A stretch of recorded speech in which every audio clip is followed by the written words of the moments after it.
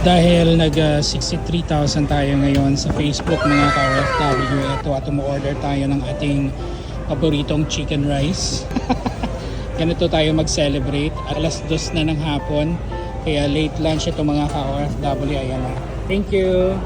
Kasama nitong chicken rice mga ka-OFW, kailangan meron tayong chili. Ito yung una. Ginagawa ko dito, ginagawa ko tong sinasabaw ko to sa kanin. Ginaganyan ko kasi sobrang sarap. Konti lang, huwag masyadong marami kasi medyo maanghang siya. Ayan. Tapos ito din yung pickle na chili. Nako, napakasarap dito mga ka-OFW. Ayan, lagay natin dyan. Minsan ginagawa ko tong snack. Ito, lagyan natin ng spring onion, yung ating libreng sabaw. At ayan, pwede na tayong pumuesto. Dito tayo pupunta.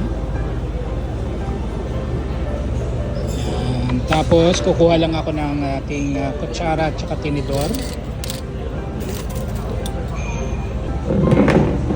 So ito po yung ating lunch ngayon mga ka-OFW. Actually kahapon nag-lunch na rin ako ng chicken rice, pero nag-crave tayo ulit ng chicken rice kaya ito ulit tayo.